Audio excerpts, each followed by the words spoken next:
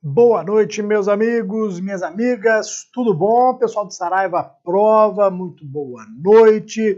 Vamos aqui começar o nosso bate-papo de hoje sobre a segunda fase da OAB. Deixa eu ver quem já está aqui presente. Lúcia, Drica, Sueli, Aline, Reginaldo, Solange. Muito obrigado aí já pela presença de vocês. Nós vamos hoje conversar rapidamente sobre a segunda fase da OAB em prática trabalhista, para você que vai fazer em direito do trabalho, para você que já está ali ansioso com a prova do dia 20 de janeiro. Vou trazer aqui algumas informações sobre temas mais relevantes, como estudar, as prioridades que nós precisamos ter. Ok, meus amigos? Vamos iniciar aqui.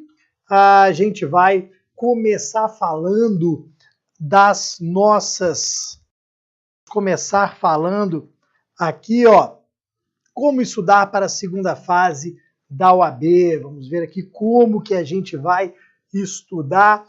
E essa aula ela foi montada até mesmo com base no nosso curso de prática trabalhista no Saraiva à Prova, nosso curso de segunda fase. Então, naturalmente, você já passou pela primeira fase, está se preparando para a segunda fase, quer saber o que estudar, como estudar.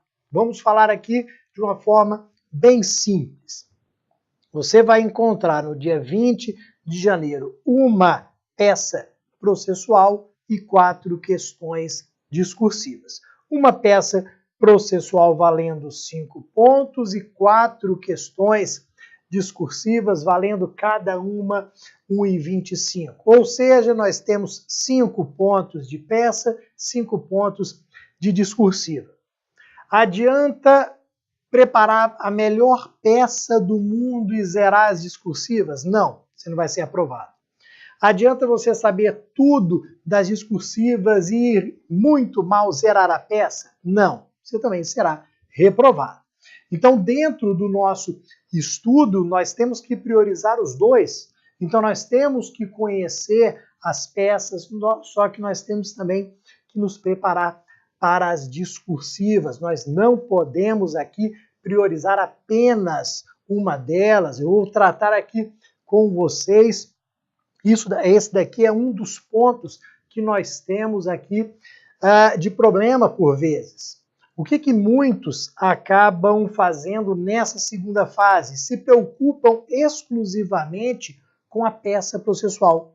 A grande preocupação é só a peça processual. Esquecem as discursivas, esquecem de realizar aqui uma grande revisão para as discursivas. E nesses slides que eu preparei para vocês, eu vou demonstrar exatamente que há uma grande preocupação, e você deve ter essa grande preocupação também com as discursivas, ok? O ideal, óbvio, que todo mundo quer, tirar 10, fechar a peça processual, fechar a questão discursiva. Isso é o ideal, que todo mundo quer, ficar com aquele 10 no boletim, como se diz. Mas nós temos que tirar uma pontuação boa na peça, vale 5, nós podemos tirar 3 na peça, tirar 3 nas questões discursivas e nós vamos passar na peça processual, na nossa prova de prática trabalhista. Então, o primeiro ponto que eu quero destacar agora com vocês, meus amigos do Saraiva, a prova. Primeira coisa que eu quero destacar com vocês. O que eu tenho aqui no slide? Ó, como revisar, como estudar para a segunda fase da OAB. Primeiro, uma revisão de direito do trabalho.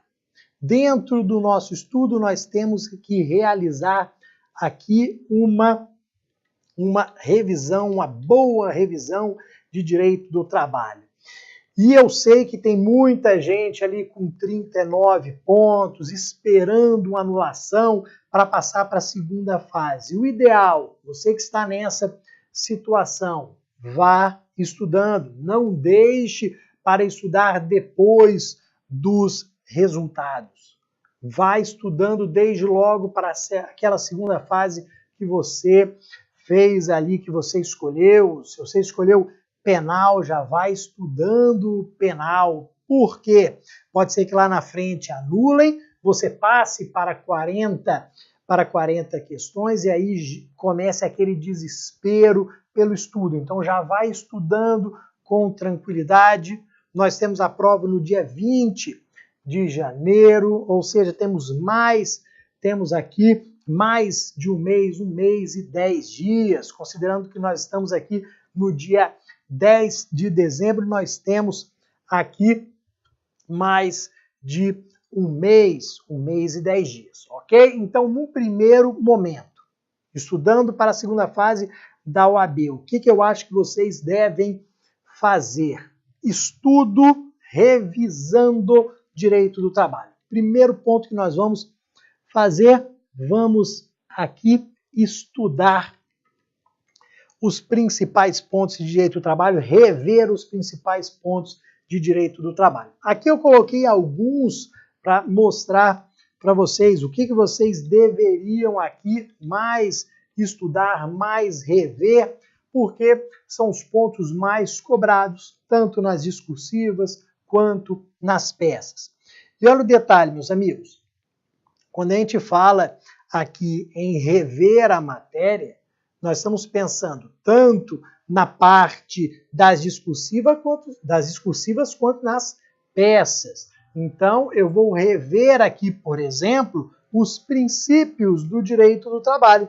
Vamos rever aqui os princípios do direito do trabalho. Vamos falar sobre renunciabilidade, princípio da proteção. Vamos ver de que forma que nós temos aqui a aplicação desses princípios. Depois, recomendo fortemente rever contrato de trabalho.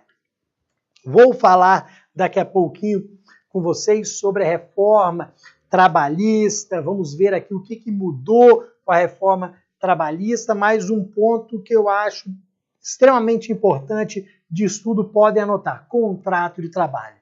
Você nessa revisão vai lembrar do contrato de trabalho por prazo indeterminado, do contrato por prazo determinado, do contrato intermitente que veio com a reforma trabalhista. Vai lembrar ali como uma das espécies do contrato por prazo determinado, do contrato de experiência. Isso é importante para a nossa prova da OAB, para a nossa prática trabalhista, extremamente importante.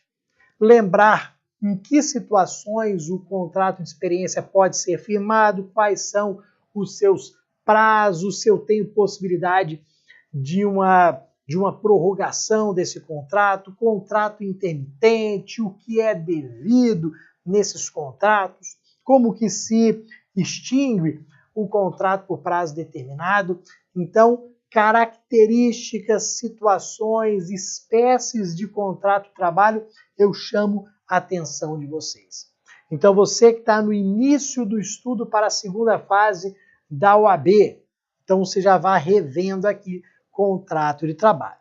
Depois, o que eu separei para vocês aqui, amigos do Saraiva? A prova. Temos aqui a necessidade de rever salário e remuneração. Principalmente porque nós temos aqui parcelas salariais, parcelas não salariais. Nós temos equiparação salarial, ou seja, alguns temas recorrentes, alguns temas que já foram objeto de questionamento pela FGV e que podem tranquilamente ser cobrados na sua prova do dia 20 de janeiro. Então você tem que saber quais são ali as parcelas com natureza salarial. Você tem que saber, por exemplo, à luz da CLT, que uma gratificação, uma comissão, um adicional possuem natureza salarial e, por isso, vão refletir em outras parcelas. Você tem que lembrar, por exemplo, que com a reforma trabalhista, algumas parcelas que antes podiam ter natureza salarial não possuem mais, como por exemplo diária para viagem. Diária para viagem nós incluímos agora nessa parcela não salarial. E o ticket alimentação, Bruno, como é que fica o ticket alimentação? Ele, num primeiro momento, não possui natureza salarial. Mas você sabe muito bem que o ticket de alimentação não pode ser pago em dinheiro. Eu não posso pagar R$300, R$200, R$500 em dinheiro sob a rubrica de um ticket de alimentação, de uma ajuda à alimentação. Não. Você sabe que a CLT veda o pagamento em dinheiro. Então, para que aquele ticket de alimentação não possua natureza salarial, ele não pode ser pago em dinheiro. Se for pago em dinheiro, terá natureza salarial com todos os seus reflexos. Então, são pontos bem importantes que nós temos que rever aqui. Fora equiparação salarial. Equiparação salarial não preciso nem dizer. Vocês que estão aqui estudando para a segunda fase, vocês que aqui estão estudando para a prática trabalhista, conhecem, têm que conhecer o artigo 461 da CLT. Este artigo sobre equiparação salarial, artigo 461 da CLT, tem que estar na nossa cabeça. Isso porque, vejam, que equiparação salarial, exemplificando, pode ser cobrado na sua prova, na sua questão discursiva, pode ser cobrado na sua petição inicial, pode ser que a sua petição inicial, um dos pedidos, seja exatamente de equiparação salarial. Ou pode ser que você tenha que redigir uma contestação demonstrando a ausência de algum requisito da equiparação. Pode ser que você tenha que interpor um recurso ordinário, redigir e interpor um recurso ordinário demonstrando que uma condenação em equiparação foi equivocada ou que uma improcedência foi igualmente equivocada. Então, equiparação salarial é um dos temas mais importantes do direito do trabalho. E nós conseguimos encaixar em todos os momentos aqui da nossa prova, em todas as peças, em realmente todas as partes da nossa prática trabalhista. Então, muito cuidado. Então, dentro dessa revisão de direito do trabalho que você vai fazer, você vai destacar esta equiparação salarial sem sombra de dúvidas. Depois, meus amigos, nós vamos lá falar agora da jornada de trabalho, um dos temas mais importantes realmente para a nossa prova da OAB, a nossa prática trabalhista, a nossa segunda fase da OAB. Jornada de trabalho. Ó, merece até um asterisco aqui. Por que jornada de trabalho é importante? Primeiro, porque nós temos regras presentes na Constituição Federal e diversas outras presentes na CLT. Então nós temos que saber, primeiro, o conceito de jornada de trabalho. Jornada de trabalho é o tempo à disposição do empregador. Mas eu tenho também que lembrar que existem situações excepcionais. Existem hipóteses em que eu estou cumprindo uma jornada de trabalho, por exemplo, em casa, aguardando o chamado. Aí na hora você lembra o quê? De jornada sobre aviso. Eu posso estar no local de trabalho esperando para ser chamado. Aí eu tenho uma jornada prontidão. Então nós temos aqui algumas exceções que seriam ali espécies de jornadas diferenciadas. Nós temos aqui o excesso de jornada de trabalho, que é um tema que já foi muito explorado nas questões. Vocês já viram que nas últimas provas da OAB, em direito do trabalho e em processo do trabalho, que também nos interessa aqui, a FGV veio cobrando vários pontos. A FGV já veio cobrando, inclusive em questão discursiva, reforma trabalhista. perguntando, por exemplo, sobre a higienização de uniforme, a quem cabe, qual era a responsabilidade. Vejam que esse é um ponto que foi alterado pela reforma trabalhista, um ponto importante aqui para a gente. Então, vamos observar jornada de trabalho, as alterações aqui que constam na nossa reforma trabalhista. Para depois nós falarmos sobre estabilidades provisórias. Vamos tratar aqui das estabilidades provisórias das várias espécies, as várias hipóteses de estabilidade provisória. E aí vamos destacar algumas, meus amigos. Vamos colocar aqui, ó. Tenho estabilidade da gestante, estabilidade do membro da CIPA, do acidentado do trabalho, do dirigente sindical. Então, tenho aqui algumas, só destaquei algumas para a gente aqui, algumas hipóteses de estabilidades provisórias, que já foram cobradas e podem ser novamente cobradas na sua prova da OAB. Então, no dia 20 de janeiro, pode ser que o tema seja o quê? Estabilidade da gestante. Quando que se inicia, até quando termina. Nós temos aqui uma série de regras de proteção da mulher, então eles podem utilizar aqui essas regras, trazendo estabilidade da gestante. Podem também tratar do membro da CIPA, do cipeiro. Lembra comigo aí? O que é a CIPA? Comissão Interna de Prevenção de Acidentes. Então, pode ser que a questão ou a peça tragam ali a Comissão Interna de Prevenção de Acidentes como uma situação de estabilidade provisória.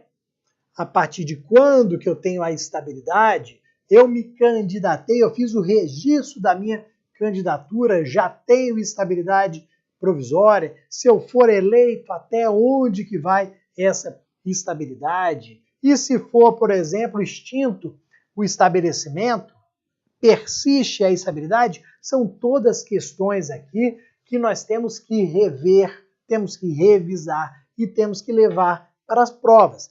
Principalmente porque no seu estudo, no estudo que você já está fazendo ou no estudo que você vai iniciar, você vai perceber que muitos desses temas aqui, eles são tratados em súmulas e OJs do TST.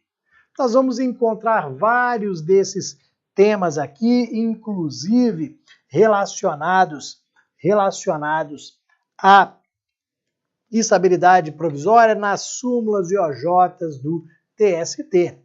E se nós pegarmos as últimas provas da OAB, e é bom que se faça isso nesse estudo, nós vamos perceber que diversas vezes eu tinha uma súmula ou uma OJ como o gabarito da questão. Então, o gabarito da peça tinha uma súmula ou OJ, o gabarito da questão tinha uma menção à súmula ou a uma OJ. Ou seja, esses temas que já geraram maiores discussões, eles são importantes porque, invariavelmente, nós teremos uma súmula ou uma OJ. Foram temas muito discutidos no dia a dia que geraram várias controvérsias e que foram sendo sedimentados através da edição de súmulas e orientações jurisprudenciais. Então, o que está sumulado, o que tem orientação jurisprudencial, tem uma grande probabilidade de ser cobrado na sua prova. E aí entra, por exemplo, o cipeiro. O cipeiro tem ali, por exemplo, a súmula 339, que trata dele, do suplente da CIPA, trata da extinção do estabelecimento. Você tem aqui a gestante, também com a súmula 244, uma súmula importante para a gente aqui. Temos também o acidentado do trabalho. O acidentado do trabalho, inclusive, é um tema ali que seria um misto de direito do trabalho com direito previdenciário. O acidentado do trabalho, ele tem estabilidade provisória, de acordo com a súmula 378 do TST, ó, lá vem outra súmula, a súmula 378 do TST diz que essa estabilidade provisória do acidentado, ela decorre do recebimento do auxílio-doença acidentário. Isso aqui já foi cobrado em peça da OAB. Então, eu sofri um acidente de trabalho, recebi o auxílio-doença acidentário e, em virtude disso, passei a ter a estabilidade provisória do acidentado, a estabilidade de 12 meses. O que eles já colocaram na prova da OAB sobre isso daqui? O camarada havia recebido o auxílio-doença previdenciário. Antes eu tinha falado o que? Auxílio-doença acidentário. São duas espécies. Eu tenho o auxílio-doença acidentário, o auxílio-doença previdenciário. São dois benefícios diferentes. Eu só tenho estabilidade provisória, vamos aproveitar para rever isso aqui, ó. Eu só tenho a estabilidade provisória se eu tiver recebido o auxílio-doença acidentário, que decorre de acidente de trabalho ou doença do trabalho. Se eu recebi auxílio-doença previdenciário, é porque eu sofri um acidente comum ou tive uma doença comum, que não gera estabilidade provisória. Então imagina, a pessoa vai à Justiça do Trabalho dizendo ter direito à estabilidade provisória porque recebeu o auxílio-doença. Você vem na defesa descascando, demonstrando por A mais B que não há o direito à estabilidade provisória. Mas por que não há direito à estabilidade provisória? Porque ele recebeu o auxílio-doença previdenciário. Foi doença comum, foi acidente comum. Então, um tema importante que já foi cobrado na OAB, e eu disse que é um misto de direito do trabalho com direito previdenciário, por quê? Se você lembrar das aulas da faculdade, você vai trazer à mente aí que essa estabilidade consta na Lei 8.213, que é a Lei dos Benefícios Previdenciários. Essa estabilidade provisória do acidentado do trabalho consta na Lei 8.213, no artigo 118. Depois, vou destacar aqui, vamos continuar na tela, vamos falar do dirigente sindical. Vou anotar aqui uma súmula que já foi objeto de questionamento 379. Súmula 379 do TST sobre o dirigente sindical, também importante para a nossa prática, também importante para a sua prova da OAB, a sua prova do dia 20 de janeiro. O que diz aquela súmula 379? Diz o seguinte: o dirigente sindical só pode ser demitido por justa causa se o empregador dele ajuizar uma ação de inquérito para apuração de falta grave. Então, o dirigente sindical é destinatário do inquérito para apuração de falta grave. O dirigente sindical só pode ser demitido por justa causa por meio do inquérito. Então, o que eles vão fazer com você na prova da OAB? Redige uma petição inicial. Uma petição inicial de que ação? Representando o empregador, hein? Você é o advogado do empregador, o empregador quer demitir o dirigente sindical. O que você vai fazer? Petição inicial. Petição inicial de que ação? Ação de inquérito para apuração de falta grave. Aqui um detalhe. Perfeito, galera? Então, depois dessa nossa revisão aqui sobre as estabilidades de rescisão por comum acordo, que é uma nova forma de extinção trazida pela reforma trabalhista. Então, nós temos que saber as espécies de rescisão. Temos que saber as verbas que são devidas.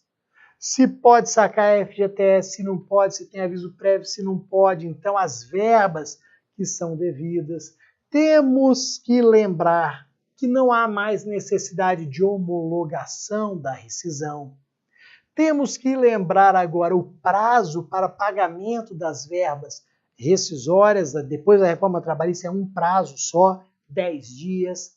Então, eu tenho que saber qual é a forma de extinção, para saber o que é devido, para saber se as verbas rescisórias foram pagas adequadamente ou não. Então, um ponto importante aqui de revisão. E aqui nós fechamos essa revisão de direito do trabalho, os principais tópicos, os principais pontos de rescisão do contrato de trabalho. E aí eu vou trazer para vocês agora o seguinte. Vamos trazer alguns pontos de revisão de processo do trabalho. O que acontece, nós não vamos cair nessa cilada,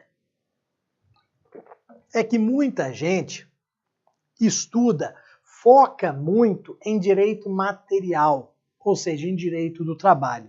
Deixa de lado o direito processual, às vezes porque não gosta muito ou porque acha que é mais importante direito do trabalho. Claro que, meus amigos, se nós pensarmos na peça, nos fundamentos que serão utilizados na peça, direito do trabalho é muito mais importante. O trabalho é bem mais importante. Só que nós temos também que lembrar das questões discursivas. Nós temos 4 questões discursivas. Pelo padrão utilizado, pela análise que nós fizemos das provas anteriores, nós podemos falar aqui que é basicamente meio a meio. Nós temos basicamente 2 questões em média, né? 2 questões de direito do trabalho, 2 questões de processo do trabalho. Em média, é isso daqui que nós temos. Ou seja, você tem 2,5 pontos de questões de processo do trabalho. Então, se infelizmente você não gosta muito, não é a sua matéria preferida, se você gosta mais de direito do trabalho, estude também um processo, faça uma forcinha ali, estude o processo do trabalho para você garantir principalmente essas questões discursivas que em média são de 2 por prova. Claro que às vezes nós temos 3 questões de direito do trabalho, 1 de processo, mas nós já tivemos também 3 de processo, 1 de direito do trabalho. Então não vamos deixar de lado o processo, essa matéria é bacana, ok? E aí o que eu destaquei para vocês aqui? Em processo do trabalho, nessa revisão, o que nós temos que rever aqui? Primeiro ponto de revisão, competência. Tanto para as questões discursivas, quanto também para a peça. Competência material e competência territorial. Então, nós temos que lembrar das regras de competência material, temos que saber aqui quais são as demandas que são da competência da Justiça do Trabalho, quais são aquelas que devem ser levadas à Justiça Comum. Recentemente, alguns exames, poucos exames para trás, esta matéria foi importante para nós alegarmos numa peça processual, salvo engano, uma contestação, nós tratarmos aqui da incompetência absoluta da Justiça do Trabalho. Nós tínhamos que alegar que a Justiça do Trabalho não tinha competência para aquela matéria, para um recolhimento previdenciário. Então é nesta hora aqui, é nesta revisão sobre a competência material que a gente verifica se a competência é da Justiça do Trabalho ou se é da Justiça Comum. Então é importante também para as peças. Óbvio que nós temos aqui uma competência territorial. A competência territorial ela é fundamental, por exemplo, na hora da definição de uma petição inicial. Qual que é o primeiro requisito de uma petição inicial? Juízo competente. A ação trabalhista vai ser ajuizada perante que juízo? O juízo do local da prestação dos serviços. Então, você lembrou daquele artigo 651 da CLT, que é o local da prestação de serviços. Pegou aquele problema, aquela redação da FGV, já circulou ali que ele prestava serviços no local tal. Ou se ele era ali um agente ou viajante comercial, o local onde ele estava subordinado. Existem aquelas variantes ali do artigo 651. Então, nós temos que lembrar de todas essas regras. Perfeito? Então, por isso que eu coloquei o primeiro ponto de revisão de processo do trabalho, competência. Depois, procedimento ordinário e sumaríssimo. Aqui, quando eu falo em procedimento, pessoal, nós temos que lembrar exatamente como que caminha o processo do trabalho. Então, nós vamos rever as regras sobre petição inicial, sobre notificação, defesa, audiência, sentença, principalmente o procedimento em primeiro grau. Nosso curso aqui do Saraiva à Prova, a primeira grande parte dele é dessa revisão. Então, a gente vai ter aula sobre petição inicial, sobre notificação, sobre defesa, audiência, produção das provas, sentença. Então, nós temos que saber aqui os detalhes, os prazos, todos os requisitos. E em relação ao sumaríssimo, aquilo que consta principalmente no artigo 852-A e seguintes da CLT. 852-A, B, C, D e por aí vai.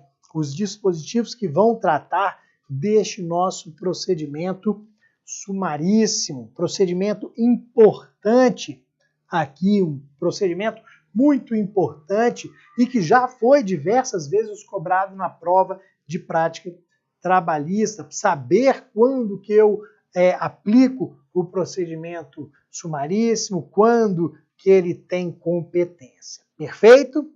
Depois, vamos para os dois maiores pontos, os pontos mais cobrados, aqueles que vocês têm que tomar maior cuidado aqui, que são, olha o destaque que eu vou dar: recursos e execução. Esses são os maiores vilões aqui da nossa prova de prática trabalhista. Aqui nós temos os dois pontos mais cobrados pela FGV. Dificilmente nós temos uma prova sem que não caia nada de recursos e execução. Claro que tudo é possível na vida, mas é praticamente certo que vai cair alguma coisa sobre recursos e execução. É muito difícil uma prova aqui que não tenha nenhuma discursiva envolvendo ou um ponto de recursos ou de execução. Quando a gente fala de recursos, o que nós temos que chamar a atenção aqui? Primeiro, o juízo de admissibilidade. Juízo de admissibilidade, principalmente em relação ao preparo e depois os recursos em espécie. Então, temos que rever aqui o cabimento de cada um dos recursos, temos que analisar o juízo de admissibilidade, temos que ver o preparo, como ele deve ser realizado. Depois, em relação à execução trabalhista, principalmente, execução para pagamento de quantia certa contra devedor solvente. Essa é a típica execução do processo do trabalho, é a típica execução utilizada aqui, vista na prova da FGV. A execução para pagamento de quantia certa contra devedor solvente começa como? Começa com aquele ato realizado pelo oficial de justiça, quando ele cita o devedor para em 48 horas pagar ou garantir o juízo depositando ou apresentando uma carta de fiança bancária, que é um tema importante. executante, ou sofrendo a penhora dos seus bens. Então, ou ele vai pagar em 48 horas, ou ele vai nomear os seus bens à penhora, vai garantir através de depósito ou de carta de fiança bancária sob pena de penhora dos seus bens. Então, a execução por quantia certa ela é fundamental para a gente. E aí eu fecho essa parte de revisão do processo do trabalho com os chamados procedimentos especiais. Mandado de segurança, o inquérito para apuração de falta grave, que a gente já tratou rapidamente aqui, e também a ação rescisória.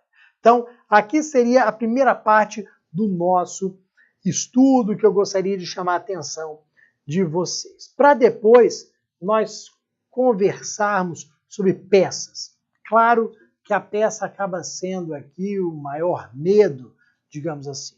O maior medo do aluno é a peça. Eu não posso zerar a peça.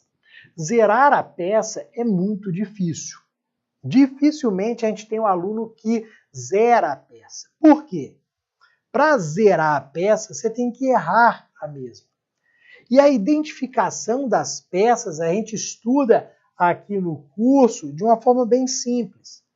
Veja que eu vou identificar que é uma petição inicial, vou identificar que é uma contestação, que seria uma exceção de incompetência, vou identificar que é um dos recursos utilizados aqui. É muito simples essa identificação. Então, realmente, zerar a peça é algo muito difícil em direito do trabalho, ok? Mas é a grande preocupação, principalmente para aqueles que não fizeram estágio no escritório, que fizeram apenas as matérias de prática jurídica na faculdade. A gente sabe que às vezes é uma correria danada na faculdade, a gente não consegue ver nas matérias de prática com todo o cuidado, com todo o tempo que seria necessário. Então surge aquele medo. Não vamos ter esse medo, ok? Vamos primeiro ver qual é a peça, vamos identificar a peça para depois redigi-la. O que eu trouxe para vocês aqui em relação às peças processuais? Em direito do trabalho, em prática trabalhista, quais foram as peças já cobradas pela FGV? Pegando o histórico da FGV, que peças já foram cobradas? Nós já tivemos petição inicial, contestação, vou voltar depois, recurso ordinário e embargos à execução. Então vamos lá falar de petição inicial. O que nós já tivemos na prova? Petição inicial padrão, ou seja, reclamação trabalhista. Quando a gente fala na redação de uma petição inicial na prova da OAB, a gente invariavelmente lembra de uma reclamação trabalhista. Então a gente percebe que a FGV, a banca, não o legislador, né, a banca, trouxe uma situação que era vivenciada no dia a dia pelo trabalhador. Só fala isso. Que ele trabalhava de tanto a tanto, não recebia isso, recebia assado, sofria ali um xingamento. Então narra simplesmente uma situação vivenciada pelo trabalhador. Ponto. O que eu tenho ali? A necessidade de redação de uma petição inicial, que a gente vai chamar de uma petição inicial padrão, porque vai buscar ali os direitos que foram sonegados durante o vínculo de emprego. Essa é a típica petição inicial da FGV, da sua prova. Então, provavelmente, se a FGV exigir de você no dia 20 de janeiro uma petição inicial, teremos essa petição inicial padrão. Só que uma única vez a banca cobrou consignação em pagamento. Foi uma única vez tivemos uma consignação em pagamento. Os alunos tiveram dificuldade? Não houve dificuldade. Por quê? Porque eles sabiam redigir petição inicial. Eles tinham aquele esqueleto da peça na cabeça. Eles sabiam redigir uma petição inicial. Eles só tinham que identificar que, na verdade, quem queria ir ao Poder Judiciário era quem? O empregador.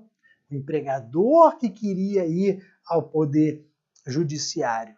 Para quê? Para depositar uma quantia, para depositar um bem que era do empregado, mas estava em posse do empregador.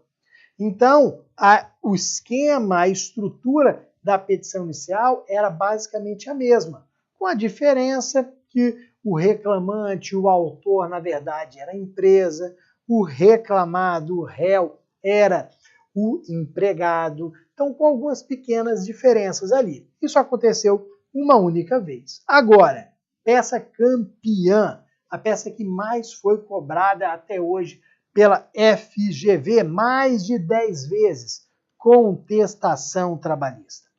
Contestação trabalhista foi cobrada mais de 10 vezes, é a peça mais cobrada até hoje. Nós vamos entender o porquê. Destaquei ali embaixo o seguinte, destaquei que essa contestação trabalhista, ela pode ser uma contestação com preliminar de mérito, como, por exemplo, uma preliminar de incompetência absoluta, uma preliminar de inépcia da petição inicial, como nós já tivemos.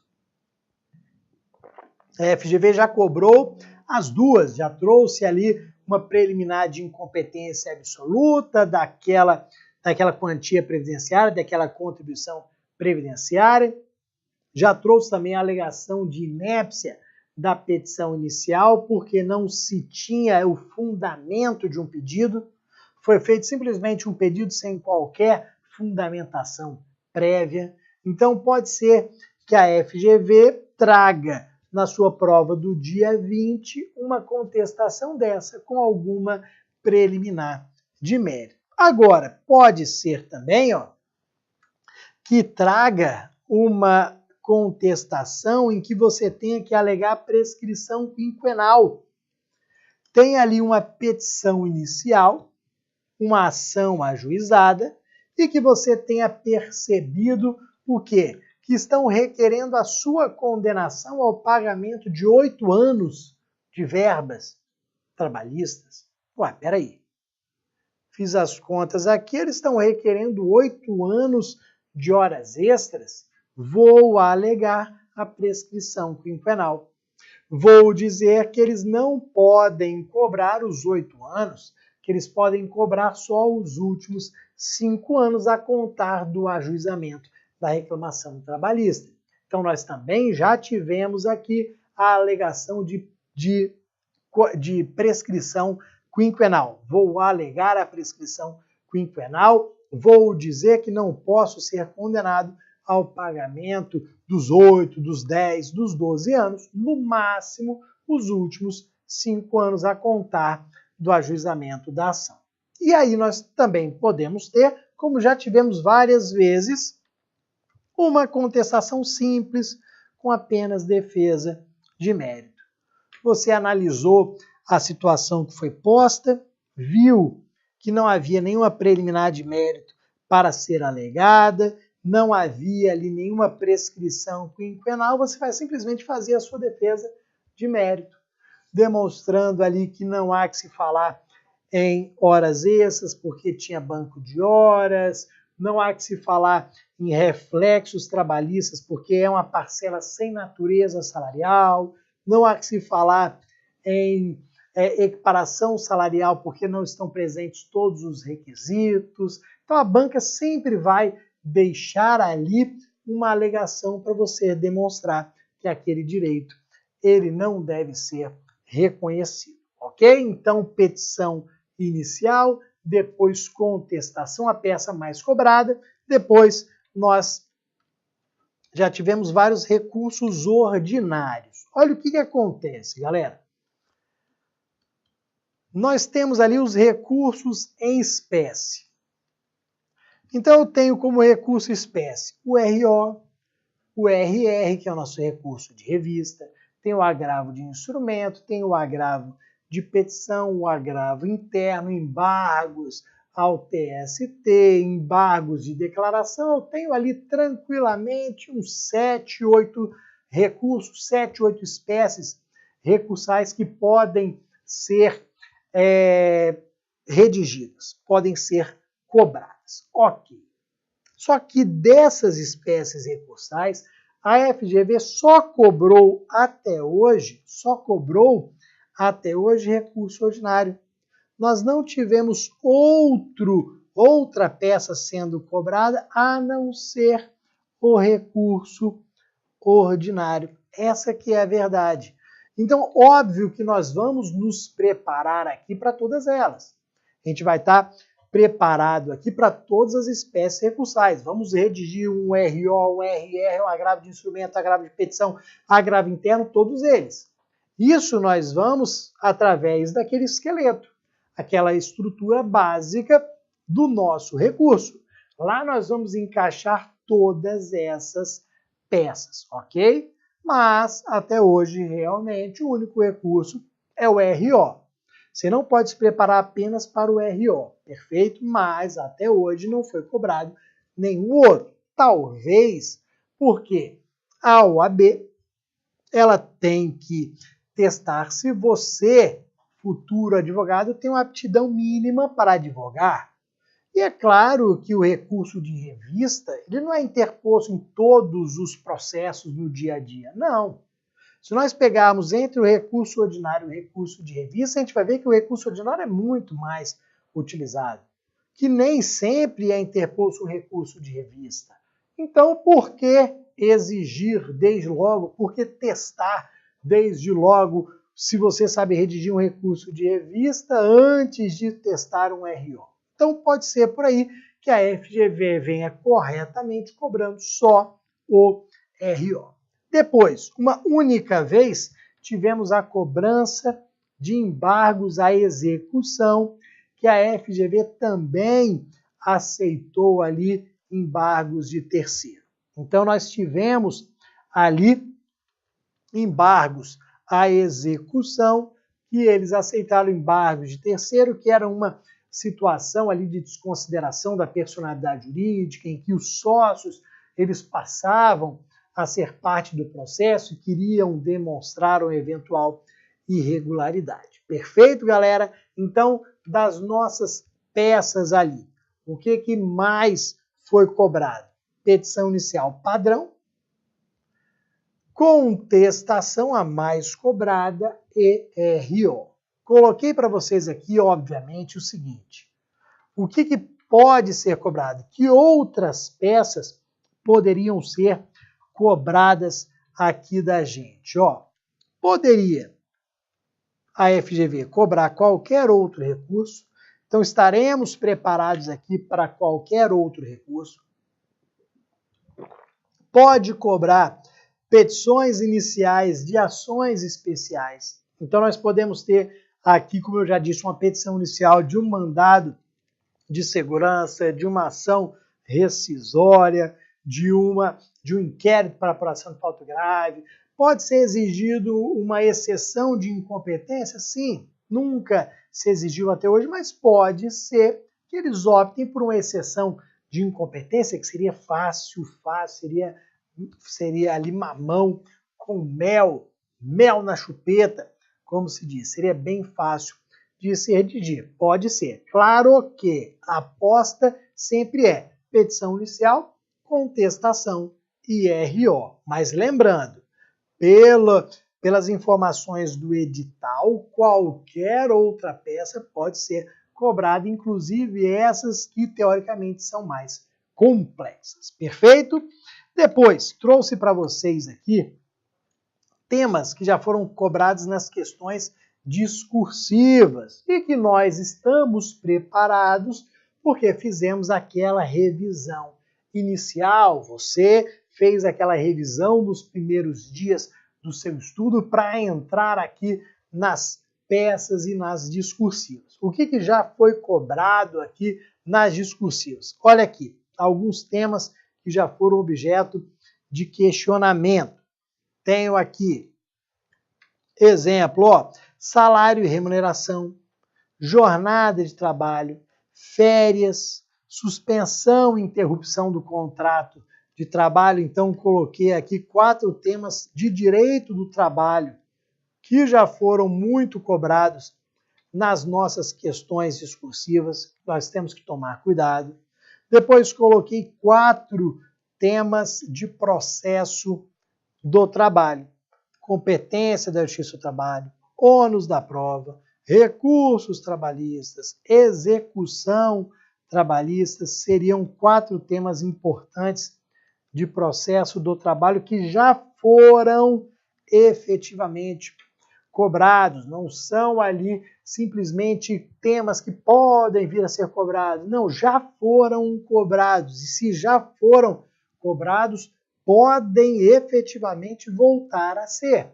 Podem ser encontrados na sua prova, ok? Recomendação para você: pegue as provas passadas.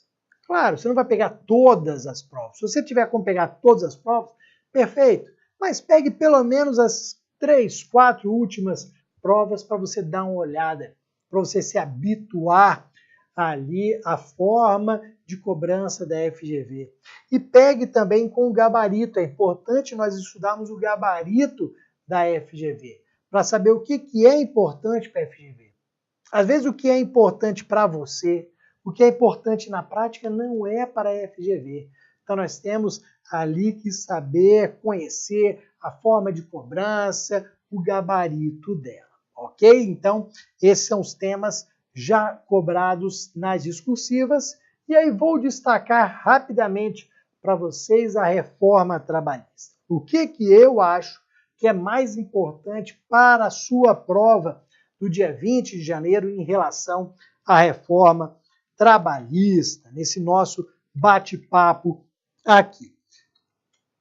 Destaco aqui, ó, impactos da reforma trabalhista. Não são apenas esses daqui, temos outra tela depois. Então, nesse rápido bate-papo aqui, impactos da reforma trabalhista. Ó, artigo 4º da CLT,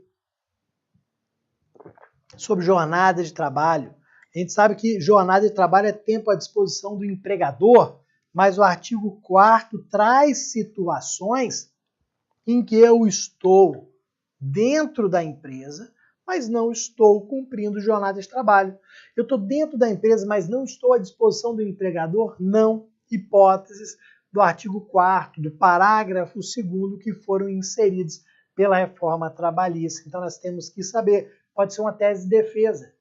Está pedindo horas extras? Opa, nada disso, não tenho ali a configuração de horas extras, porque ele estava dentro da empresa, mas realizando uma das condutas lá do parágrafo 2º do artigo 4º. Depois, lembrar de prescrição intercorrente, que agora se aplica ao processo do trabalho, artigo 11A, no prazo de 2 anos. Lembrar que não há mais horas em itinere. O camarada vai pedir as horas em itinere, as horas do deslocamento, você vai falar que não, elas não estão mais previstas. A jornada de trabalho começa com a ocupação efetiva do posto de trabalho, então o tempo de deslocamento não é mais considerado jornada, você não tem mais direito às horas extras. Depois, teletrabalho. Artigo 62, por exemplo, diz que o teletrabalhador ele não tem direito às horas extras, não tem direito a intervalo mínimo, não tem direito adicional noturno. Então, o teletrabalhador vai ajuizar uma ação dizendo que tem direito à jornada noturna porque trabalhava depois das 10. Você vai dizer, não, ó, pelo artigo 62, você não tem direito à jornada noturna, o adicional noturno, você não tinha uma jornada controlada, está lá no artigo 62. Depois, ó, intervalo intra-jornada concedido não na sua integralidade, concedido parcialmente. Você vai lembrar o seguinte, o empregado que tinha 1 hora de intervalo, mas que usufruía 40 minutos apenas, hoje tem direito de receber apenas 20 minutos. Apenas aquela parte que foi retirada dele. Então, foi uma outra alteração, não tem mais direito a 1 hora, é só aquela parte que foi retirada dele, no meu exemplo, os 20 minutos, aqui, ó, parágrafo 4º do artigo 71 da CLT. Vamos lembrar das férias, que agora podem ser fracionadas em até 3 períodos. Vamos lembrar da equiparação salarial, vamos lembrar dos novos requisitos da equiparação salarial, que, por exemplo, agora o tempo de empresa conta. Se você é muito mais antigo na empresa em relação a mim, você pode receber mais. Ah, você está na empresa há mais de 4 anos em relação a Bruno, então você tem direito de receber mais. O Bruno não tem direito à equiparação salarial. Vamos lembrar que localidade foi substituída por estabelecimento. Então, empregados de estabelecimentos distintos podem ter salários distintos. Então, vamos tomar cuidado com isso. Vamos lembrar da rescisão por comum acordo. Quais são as verbas devidas nessa rescisão por comum acordo? Vamos lembrar, por exemplo, que é possível o saque do FGTS, mas não a totalidade, até 80%. Vamos lembrar que a rescisão por comum acordo não gera ali o direito ao acesso ao seguro-desemprego. Não tem. Está lá no artigo 484A da CLT. E depois vamos lembrar dos impactos da reforma trabalhista em relação à parte de processo do trabalho.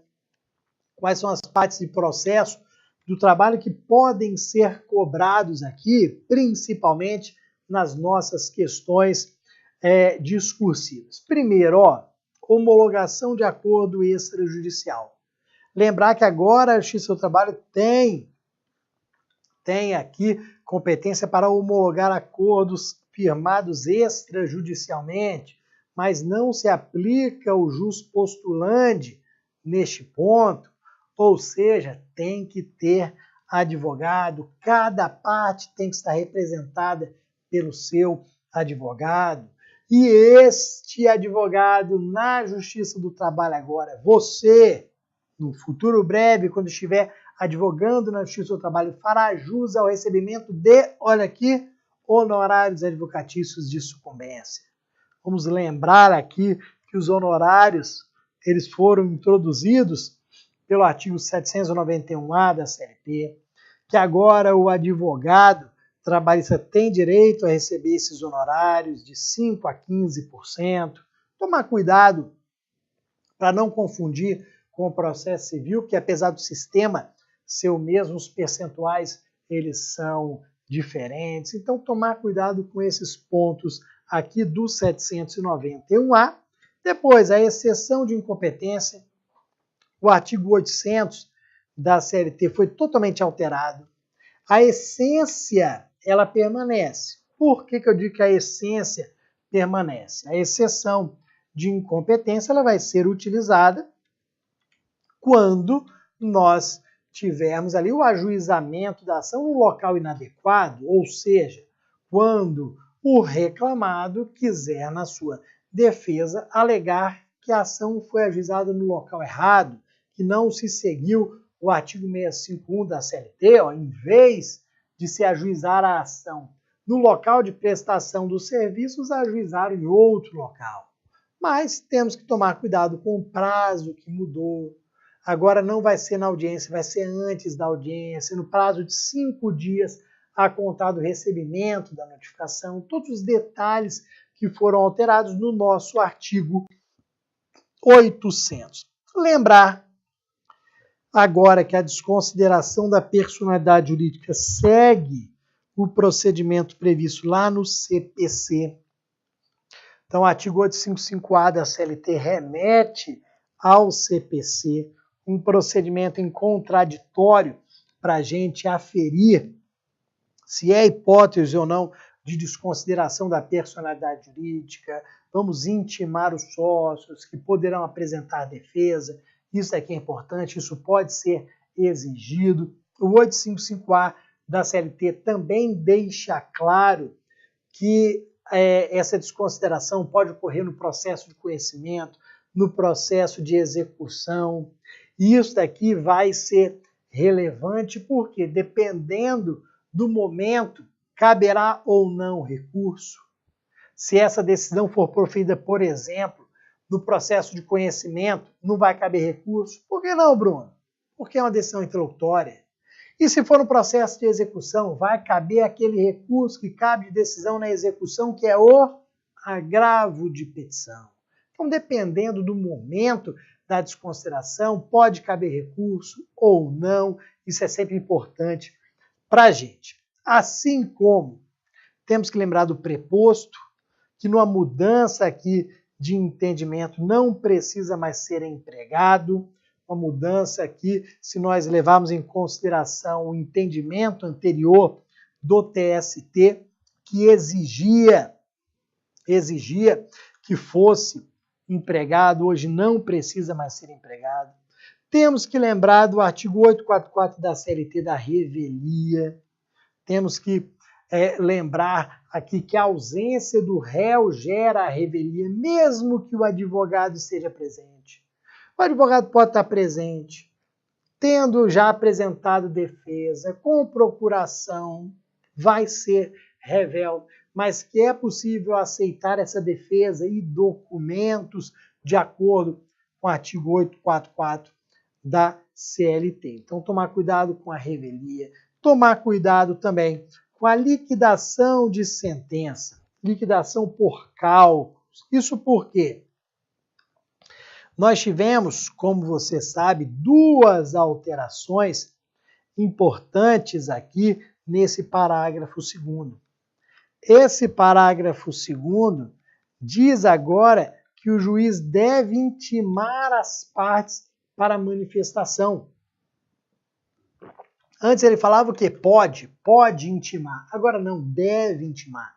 O parágrafo 2º traz esta informação. O juiz deve intimar as partes para a manifestação em relação aos cálculos.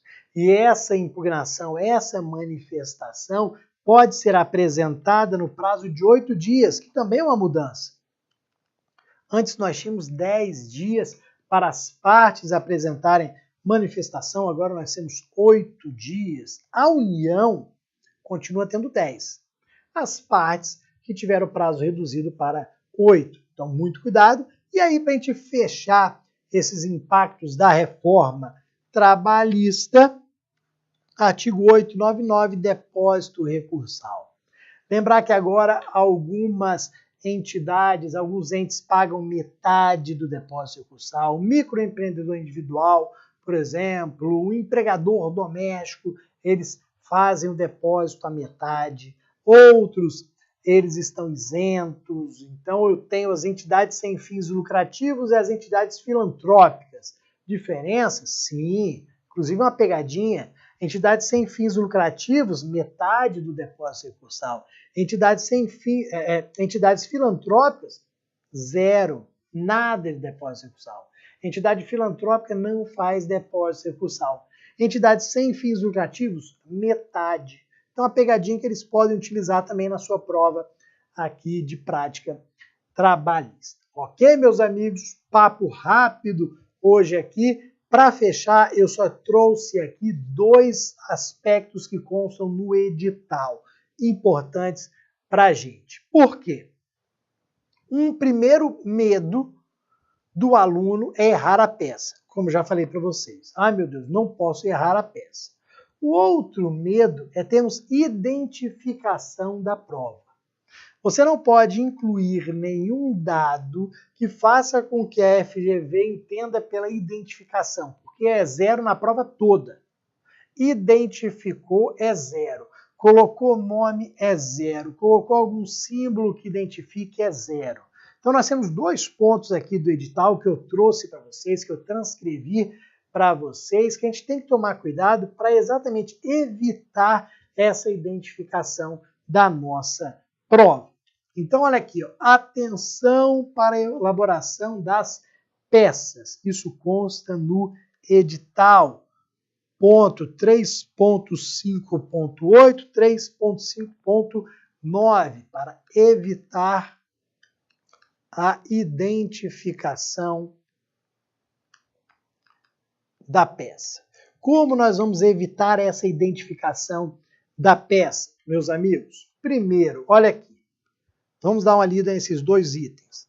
Quando da realização das provas prático-profissionais, caso a peça profissional ou as respostas das questões exijam assinatura, o examinando deverá utilizar apenas a palavra advogado.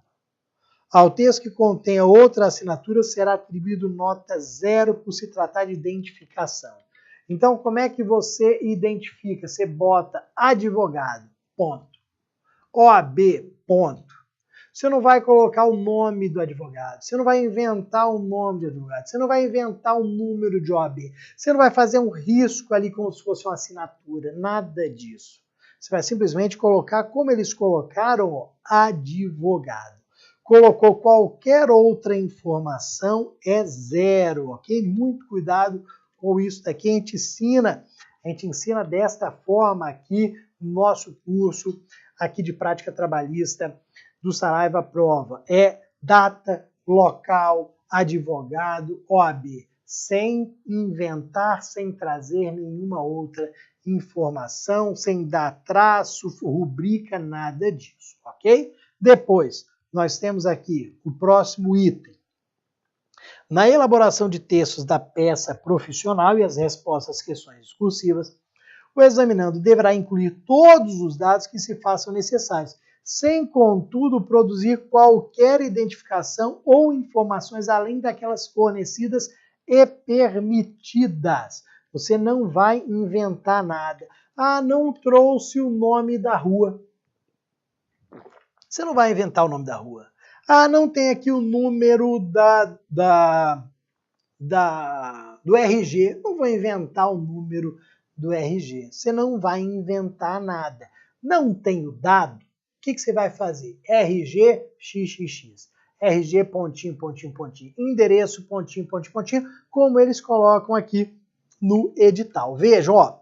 Assim, o examinando deverá escrever o nome do dado, seguido de reticências ou de XXX. Exemplo, município, pontinho, pontinho, data, pontinho, pontinho, advogado, pontinho, pontinho, OAB, pontinho, município X, data X, ou advogado X, OAB X. Nós não podemos inventar nada, ok? Inventou é 0, ok? Agora, por outro lado, a omissão de dados legalmente exigidos ou necessários acarretará em descontos. Se tem o dado, se a informação foi oferecida, se ela foi dada pela FGV, utilize.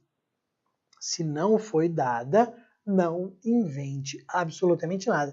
É pontinho, pontinho, X, X, X. Ok, meus amigos, aqui a gente finaliza esse bate-papo nosso de hoje, um bate-papo rápido. Quero agradecer aqui, vamos aqui para ver o chat, agradecer aqui a José Maria, Giovana, Diego, a mais quem?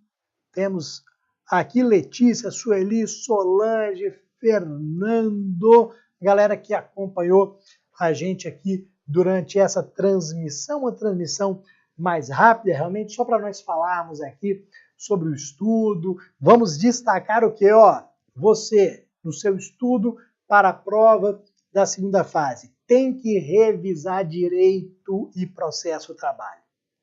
Tem que pegar algumas provas passadas para ver como que é a cobrança, para ver como são as questões discursivas. Tem que ir treinando. E em relação às peças, talvez o maior medo aqui, temos que criar aquele esqueleto, aquela estrutura básica das petições iniciais, das contestações, dos recursos, para espantar qualquer medo aqui de errar a peça.